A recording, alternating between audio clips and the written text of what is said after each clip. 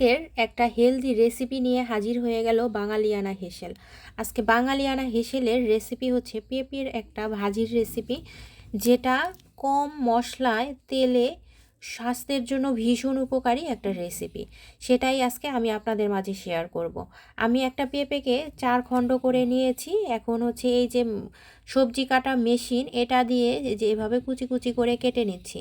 এটা হচ্ছে কাটতে খুবই সহজেই এটা কাটা যায় এবং খুব দ্রুত হয়ে যায়। তো আমি এভাবে করে সবগুলো পেঁপে কেটে নিয়েছি। আমি এখানে 2টো পেঁপে কেটে নিয়েছি। এখন রান্নায় চলে যাব। কাঁচা খেতে যেমন ভালো, আর এটা কাঁচা পেঁপের গুণ কিন্তু অনেক।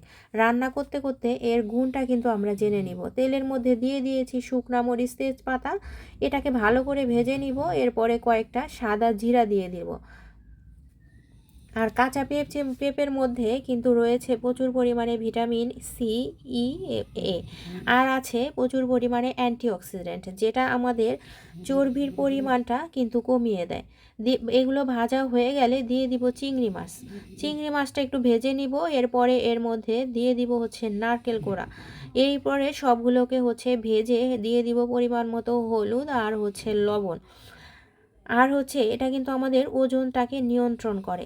এটা কম ক্যালোরিযুক্ত একটা খাবার, তাই হচ্ছে আমাদের পেটের মেদ কমাতে কিন্তু এটা খুব সাহায্য করে।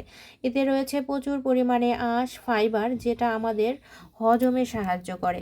তো সবগুলো মশলা ভাজা হয়ে গেলে এর মধ্যে হচ্ছে যে কুচানো পেঁপেগুলো দিয়ে দিব। এভাবে ভালো করে নেড়ে নিব।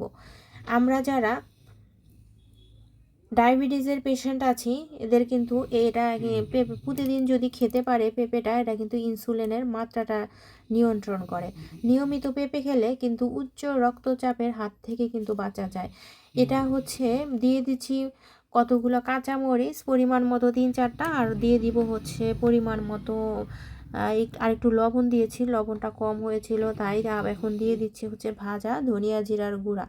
আর একটু হালকা আঁচে ভাজতে হবে, না হলে হচ্ছে একটু পুড়ে পুড়ে যায়।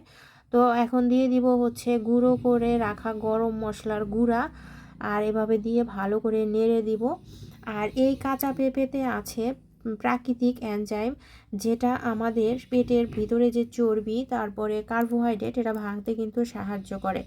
এখন এটার মধ্যে দিয়ে দিয়েছি অল্প একটু পরিমাণে আটা গুলে, অল্প জলের মধ্যে গুলে দিয়ে দিয়েছি, যেটা পেঁপের যে ঝুরা ঝুরা ভাবটা থাকে সেটা চলে যাবে, একটা আঠালো ভাব চলে আসবে।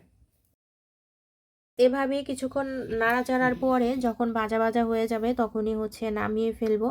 দেখেন কতটা সুন্দর হয়েছে, দেখতে যতটা সুন্দর, খেতে কিন্তু আরও বেশি মজা। তো এরকম সহজ ঘরোয়া রেসিপি পেতে অবশ্যই আমার চ্যানেলের সাথে থাকবেন।